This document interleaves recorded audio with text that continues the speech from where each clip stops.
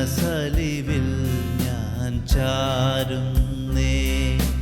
നിൻ കൃപയിൽ ഞാൻ ആശ്രയിക്കുന്നേ. നിൻ മനസ്സലിവിൽ ഞാൻ ചാരുന്നേ.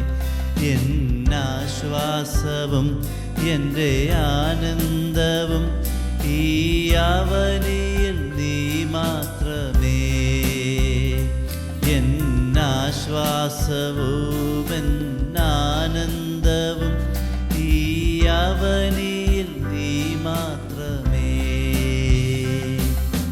പരിശുദ്ധനേ, നിൻ പാദപീഠത്തിൽ നിൻ വിളി കേട്ടു വരുന്നു ഞാൻ.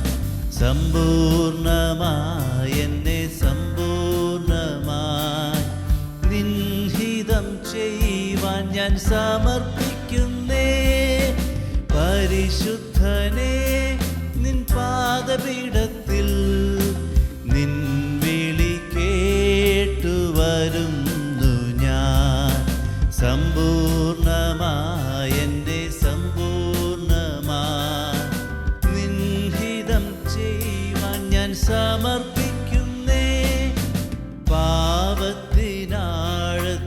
ഞാൻ വലഞ്ഞപ്പോൾ ദൈവ വഴികളെ അറിയാതലഞ്ഞപ്പോൾ. പാപത്തിനാഴത്തിൽ ഞാൻ വലഞ്ഞപ്പോൾ ദൈവ വഴികളെ അറിയാതലഞ്ഞപ്പോൾ. നിൻ സ്നേഹമെന്നെയും തേടി വന്നു. രക്ഷദാനമെനിക്കേകിയതാ. നിൻ സ്നേഹമെന്നെയും തേടി വന്നു. രക്ഷദാനമെനിക്കേകിയതാ. പരിശുദ്ധനേ, നിൻ പാദപീഠത്തിൽ നിൻ വിളി കേട്ടു വരുന്നു ഞാൻ. സമ്പൂർണമായി എന്നെ സമ്പൂർണമായി നിൻ ഹിതം ചെയ്യുവാൻ ഞാൻ സമർപ്പിക്കുന്നേ. പരിശുദ്ധനേ, നിൻ പാദപീഠത്തിൽ നിൻ വിളി കേട്ടു വരുന്നു ഞാൻ. സമ്പൂർണമായി എന്നെ സമ്പൂർണമായി നിൻ ഹിതം ചെയ്യുവാൻ ഞാൻ സമർപ്പിക്കുന്നേ. അറിയായ്മയുടെ കാലങ്ങളായി മണ്ണിൽ അനവധി നാളുകൾ പാഴാക്കി ഞാൻ. അറിയായ്മയുടെ കാലങ്ങളായി മണ്ണിൽ അനവധി നാളുകൾ പാഴാക്കി ഞാൻ. നിൻ സേവ ചെയ്തു ഞാൻ ജീവിക്കട്ടെ. എന്നിൽ നിന്നിഷ്ടം നിറവേറട്ടെ.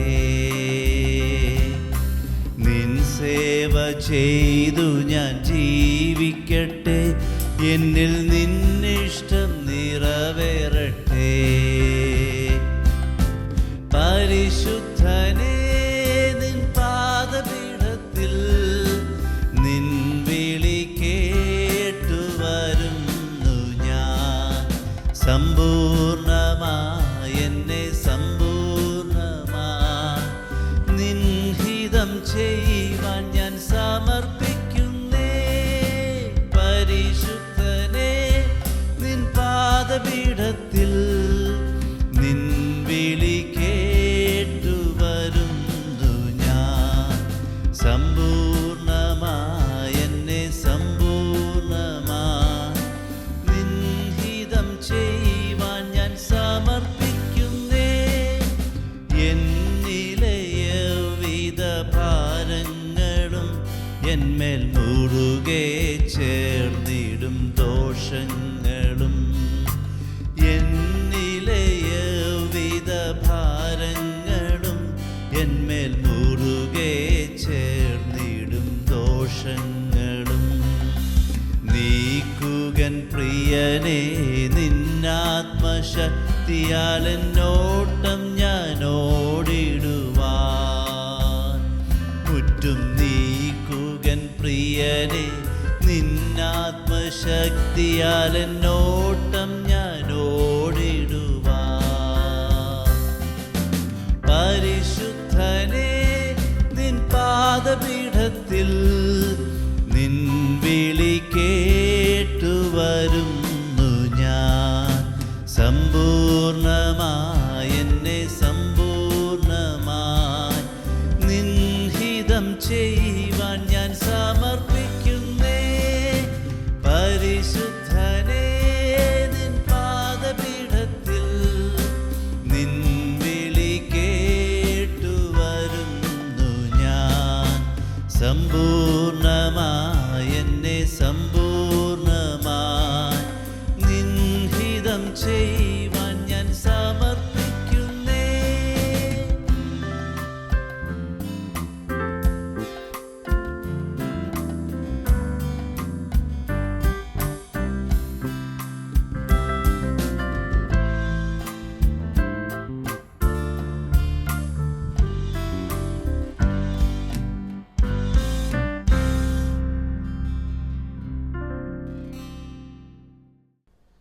Hallelujah.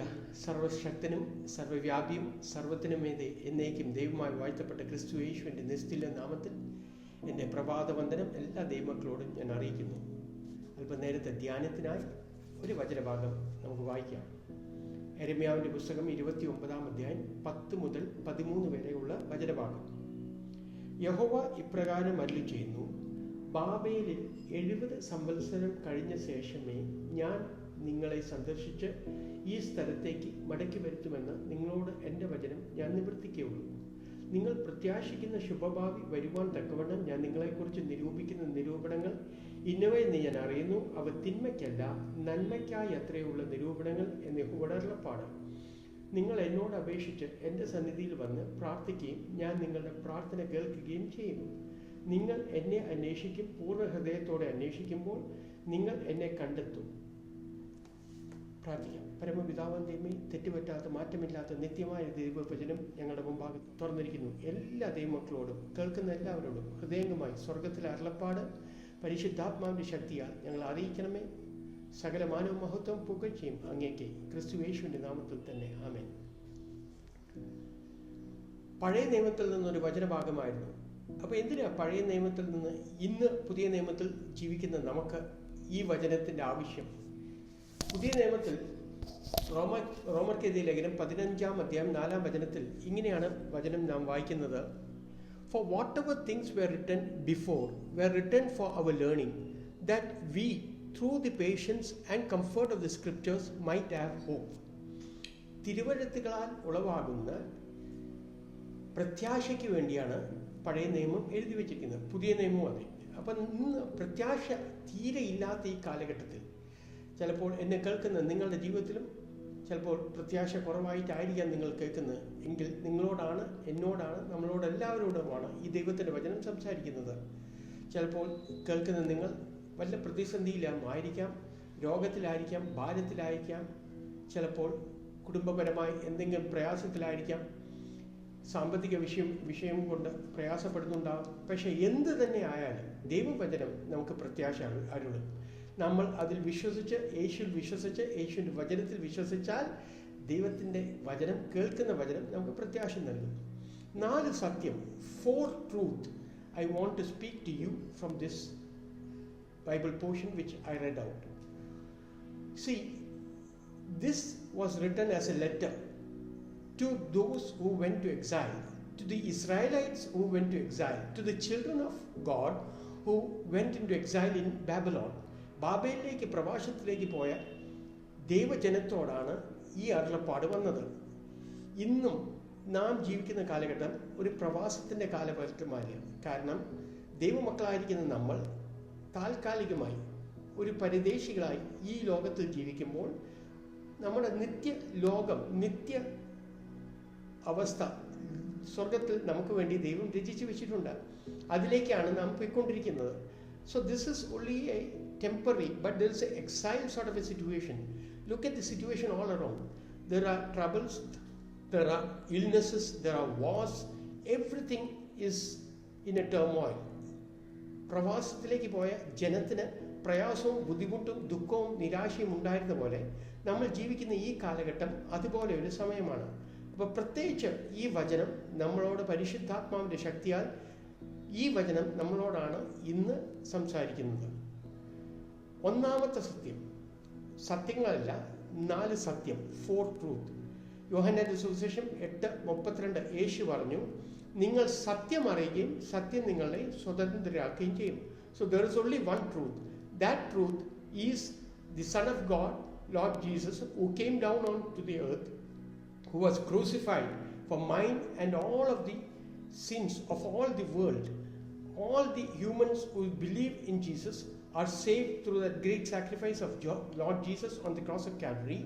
And when we believe that he died, he was buried, rose on third day, all for redeeming us from sin and from Satan's hands, that truth will set us free. ഒറ്റ സത്യമേ ഉള്ളൂ. വായിച്ച വചനഭാഗത്തിൽ നിന്ന് ആദ്യത്തെ സത്യം, സമയം ദൈവം നിശ്ചയിച്ചിരിക്കുകയാണ്. Trust in the timing of God. God has set his time. യെരമ്യാവ് 29:10 ഒരിക്കൽ കൂടി വായിക്കുന്നു, യഹോവ ഇപ്രകാരം അരുളി ചെയ്യുന്നു, ബാബേലിൽ 70 സംവത്സരം കഴിഞ്ഞ ശേഷമേ ഞാൻ നിങ്ങളെ സന്ദർശിച്ച് ഈ സ്ഥലത്തേക്ക് മടക്കി വരുത്തുമെന്ന് നിങ്ങളോടുള്ള എൻ്റെ വചനം ഞാൻ നിവർത്തിക്കുകയുള്ളൂ. So there is a period of 70 years. So when we go through trials and tribulations and ill health and problems and trials in our life, we want things to change soon.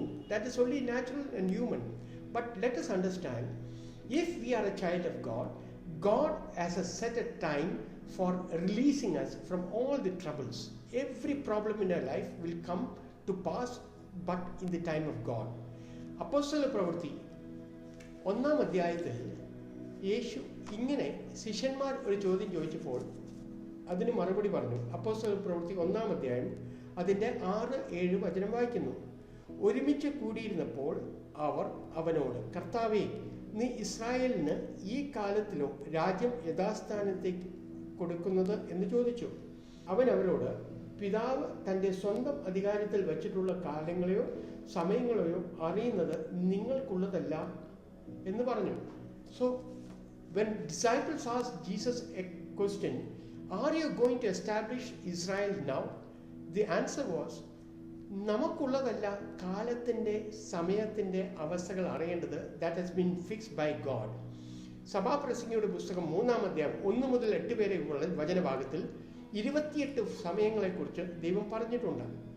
തൻ്റെ വചനത്തിൽ ജനിക്കാനൊരു സമയം, മരിക്കാനൊരു സമയം, പണിയാനൊരു സമയം, പണിതത് മാറ്റാനൊരു സമയം, വിതയ്ക്കാനൊരു സമയം, കൊയ്യാനൊരു സമയം, കരയാനൊരു സമയം, ചിരിക്കാൻ, ഇങ്ങനെ 28 സമയങ്ങളെക്കുറിച്ച് പറഞ്ഞിട്ടുണ്ട്. പക്ഷേ ഈ സമയം നമ്മൾ കാത്തിരിക്കുമ്പോൾ ഒരു കാര്യം നാം ദൈവവചനത്തിൻ്റെ അടിസ്ഥാനത്തിൽ ഓർക്കണം. നമ്മൾ ചെയ്യേണ്ടത് നമ്മൾ ചെയ്യണം. എന്താ ചെയ്യേണ്ടത്? ദൈവത്തിൻ്റെ അരുളപ്പാട്. If we have received God's word which we have to obey and do, we have to do that accordingly. ഉദാഹരണത്തിന് യോഹന്നാന്റെ സുവിശേഷം 11-ാം അധ്യായത്തിൽ നമുക്കറിയാം, മാർത്തയും മറിയും തൻ്റെ സഹോദരൻ ലാസർ ദീനമായി കിടക്കുന്നു എന്ന് പറഞ്ഞ് ആളയച്ചു, പ്രാർത്ഥിച്ചു, ദൈവത്തിന് യേശുവിൻ്റെ അരികിലേക്ക് പ്രാർത്ഥന പ്രാർത്ഥിച്ചു. അപ്പോൾ ചെയ്തത് ശരിയാണ്. പക്ഷേ പ്രാർത്ഥന ലഭിച്ചപ്പോൾ, സന്ദേശം ലഭിച്ചപ്പോൾ യേശു 4 ദിവസം വൈകിയാണ് ലാസറിൻ്റെ ഉയർപ്പിന് വരുന്നത്. കാരണം ലാസർ മരിച്ച് അടക്കപ്പെട്ട് കല്ലറയിലാക്കിയിരിക്കുന്നു. എന്തിന്? യോഹന്നാൻ സുവിശേഷം 11-ാം അധ്യായത്തിൽ മാർത്ത പറയുന്നുണ്ട്, അവൻ കല്ലറയിൽ നാറ്റം വെച്ച് കാണും. അപ്പോൾ ഫ്യൂണറലിന് യേശു എത്തിയില്ല. ഫ്യൂണറൽ കഴിഞ്ഞാണ് യേശു എത്തിയത്. യേശു എത്തിയപ്പോൾ കല്ലറയ്ക്കകത്ത് വച്ചിരിക്കുന്ന ലാസറിനെയാണ് അവിടെ നാം വായിക്കുന്നതിനെക്കുറിച്ച്.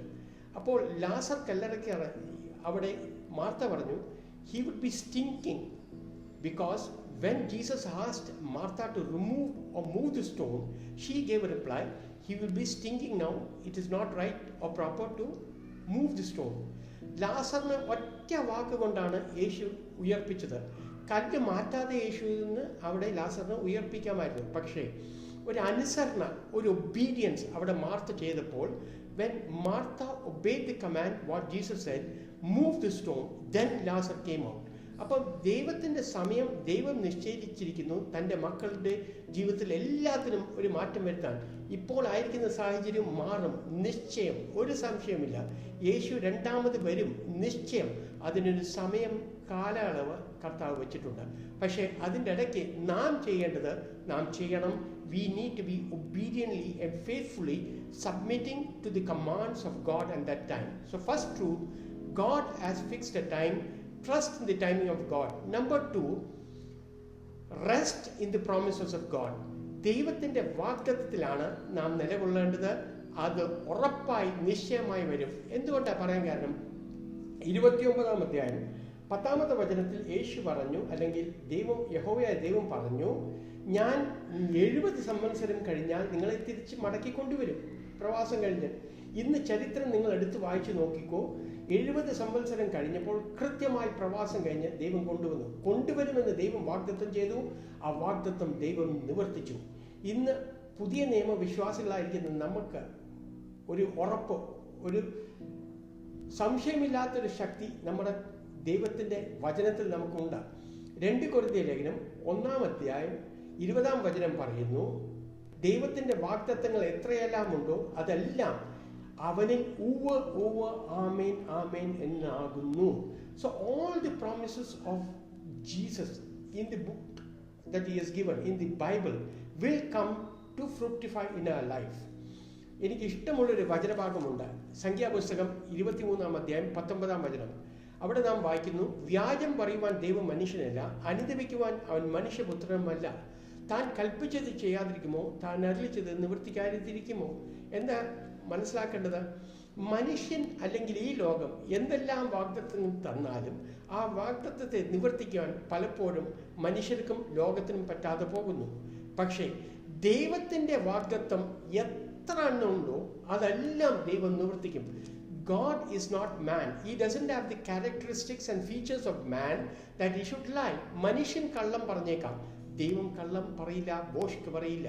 അപ്പൊ ദൈവത്തിൻ്റെ വാഗ്ദത്തത്തിൽ 70 വർഷം അന്ന് പറഞ്ഞ് സമയത്തിൻ്റെ അകത്ത് ദൈവം തിരിച്ചു കൊണ്ടുവന്നെങ്കിൽ ഇന്ന് എന്ത് വാഗ്ദത്തം നമുക്ക് ലഭിച്ചിട്ടുണ്ടെങ്കിലും, ഉദാഹരണത്തിന് ഫിലിപ്പിയ ലേഖനം 4:13 ഇങ്ങനെ പറയുന്നു, I can do all things through Christ Jesus who strengthens me.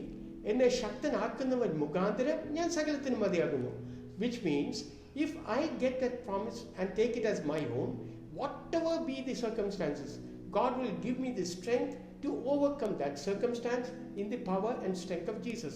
So I'm repeating, the first truth is time is in the hand of God. God has set a time. Number 2, rest on the promises of God. എബ്രായർക്കെഴുതിയ ലേഖനം 10-ാം അധ്യായം 23-ാം വചനം പറയുന്നു, പ്രത്യാശയുടെ സ്വീകാരം മുറുകെ പിടിച്ചുകൊള്ളുക, വാഗ്ദത്തം ചെയ്തവൻ വിശ്വസ്തനല്ലോ. വാക്കുമാറാത്ത ദൈവത്തിൻ്റെ വാഗ്ദത്തത്തിൽ വിശ്വസിച്ചു കൊള്ളുക. And now the third promise or the third truth that we need to understand from this portion of Bible which we read is God's plans are unshakable and good. ദൈവത്തിൻ്റെ എല്ലാ പദ്ധതിയും നന്മയ്ക്കായിട്ടും ആ പദ്ധതി ആരാലും മാറ്റാൻ പറ്റാത്തതുമാകണം. കാരണം ഞാൻ ആരംഭത്തിൽ പറഞ്ഞു, പ്രവാസത്തിലേക്ക് കൊണ്ടുപോയത് ദൈവമാണ്. എന്താ കാര്യം? ആ ഇസ്രായേൽ ജനത്തെ ചില നേരുള്ള വഴിയിലേക്ക് ദൈവത്തിന് നടത്തേണ്ടിയിരുന്നു. അതിനുവേണ്ടി ചില പ്രവാസത്തിലേക്ക് പോകേണ്ട സാഹചര്യം ദൈവം അവിടെ വരുത്തി. അപ്പം നമ്മുടെ ജീവിതത്തിലും ചില പ്രയാസങ്ങളിലും ദുഃഖങ്ങളിലൂടെയും നാം പോകുന്നുണ്ടെങ്കിൽ ഒന്ന് ആരാഞ്ഞ് ഒന്ന് എക്സാമിൻ ചെയ്ത് നോക്കണം. Is there anything in my life which God wants me to rectify? Is that the reason why I am going through this? ഇയ്യോബിനെ കുറിച്ച് നമ്മൾ വായിച്ചിട്ടുണ്ട്. ഇയ്യോബിന്റെ പുസ്തകം 23-ാം അധ്യായം 10-ാം വചനത്തിൽ ഇയ്യോബ് പറയുന്നു, ഞാൻ നടക്കുന്ന വഴി അവൻ അറിയുന്നു, എന്നെ ശോധന ചെയ്താൽ ഞാൻ പൊന്നു പോലെ പുറത്തു വരും. പൊന്നും ഇയ്യോബിന്റെ ജീവിതവും തമ്മിൽ എന്താ ബന്ധം? ഇത്രയേ ഉള്ളൂ. ദൈവവേദനെ പൊന്ന്, തങ്കം ഒരു തീയിലിട്ടാൽ തങ്കം അലിഞ്ഞ് നശിച്ചു പോകില്ല. അതിലുള്ള കീടം, only the dirt upon the gold will move away when gold is put into a furnace or if it is put into fire. Similarly, when you and me go through certain fiery situations, do not worry. God is trying to improve our lives, improve our faith, improve our character through that fiery furnace that he is passing through. ഷദ്രക്, Meshach, അബേദ്നെഗോവിനെ തീകുണ്ഡത്തിൽ നാലാമനായി വന്ന് വിടുവിച്ച കർത്താവ് ഇന്ന് നമുക്ക് Calvary ക്രൂശിൽ വിശ്വസിക്കുന്ന, Calvary ക്രൂശിലെ രക്ഷയിൽ വിശ്വസിക്കുന്ന നമുക്ക് സമീപസ്ഥനാണ്. അവൻ നമ്മളെ അടുത്തി അല്ലെങ്കിൽ നമ്മളെ അടുപ്പെടുത്തി കളിക്കില്ല. 1 കൊരിന്ത്യർ ലേഖനം 2:9 ഇങ്ങനെയാണ് നാം വായിക്കുന്നത്: ദൈവം തന്നെ സ്നേഹിക്കുന്നവർക്ക് ഒരുക്കിയിട്ടുള്ളത് കണ്ണ് കണ്ടിട്ടില്ല, ചെവി കേട്ടിട്ടില്ല, ഹൃദയത്തിൽ നിരൂപണം തോന്നിയിട്ടുമില്ല. ഒരുപക്ഷെ എന്നെ കേൾക്കുന്ന നിങ്ങളുടെ സാഹചര്യങ്ങൾ മുഴുവൻ ഇരുണ്ടതായിരിക്കാം. ഒന്നും കണ്ണിൻ്റെ മുമ്പിൽ പ്രത്യാശയ്ക്കായി കാണുന്നുണ്ടാവില്ലായിരിക്കാം. ഭയപ്പെടല്ലേ, ദൈവം പറയുന്നു, നിനക്കും എനിക്കും വേണ്ടി ഒരുക്കിയിരിക്കുന്ന കണ്ണ് കണ്ടിട്ടില്ലെങ്കിലും ഓർത്തോ, ദൈവം നമുക്ക് നന്മ ഒരുക്കിയിട്ടുണ്ട്. ഞാൻ ഇതോട് കൂടെ ചേർന്ന് ഒരു വചനം പറയാം. 139 സങ്കീർത്തനത്തിൻ്റെ 16 വചനത്തിൽ ദൈവവചനം ഇങ്ങനെയാണ് പറയുന്നത്: ഞാൻ പിണ്ടാകാരമായിരുന്നപ്പോൾ തന്നെ നിന്റെ കണ്ണ് എന്നെ കണ്ടു, നിയമിക്കപ്പെട്ട നാളുകളിൽ ഒന്നുമില്ലാതിരുന്നപ്പോൾ തന്നെ അവയൊക്കെ നിന്റെ പുസ്തകത്തിൽ എഴുതിയിരുന്നു. എന്താ അർത്ഥം? അർത്ഥം ഇത്രയേ ഉള്ളൂ: even before you and me were formed as a cell in our mother's womb, God had set his plan for our lives, and those plans are unshakable, and those plans are for our good. ഏറ്റവും നല്ല പദ്ധതി ദൈവത്തിൻ്റെ നമ്മുടെ ജീവിതത്തിൽ എന്താണെന്നറിയാമോ? ഇഷ്ടംപോലെ bank balance ഉള്ളതല്ല, ഇഷ്ടംപോലെ നമുക്ക് സന്തോഷിക്കാൻ ഈ ലോകത്തിൽ അവസ്ഥ ഉള്ളതല്ല. ഒറ്റയൊന്നുള്ളൂ. യെശയ്യാവിൻ്റെ പുസ്തകം പറയുന്നു, അവനെ തകർക്കുവാൻ യഹോവയ്ക്ക് ഇഷ്ടം തോന്നി. So there was a plan in the heart of Father God that he gave us only begotten Son, who knew no sin. He sent that Son of his into this world to save us, to redeem us. അതിനേക്കാൾ വലിയൊരു പദ്ധതി നമ്മുടെ ജീവിതത്തിൽ നന്മയ്ക്കായി ദൈവത്തിൻ്റെ പക്കൽ ഇല്ലെന്ന് ഞാൻ തറപ്പിച്ച് ദൈവവചനത്തിൻ്റെ അടിസ്ഥാനത്തിൽ നമ്മളോട് ഓരോരുത്തരോടും പറയുന്നു. അപ്പോൾ ദൈവത്തിൻ്റെ പദ്ധതി നിശ്ചയമായി വരും. ഇതോടുകൂടെ തന്നെ ഞാൻ നേരത്തെ പറഞ്ഞു, പ്രയാസത്തിലൂടെയോ പ്രതിസന്ധിയിലൂടെയോ രോഗത്തിലൂടെയോ ആയിരിക്കാം നിങ്ങൾ പോകുന്നത്. ഭയപ്പെടല്ലേ.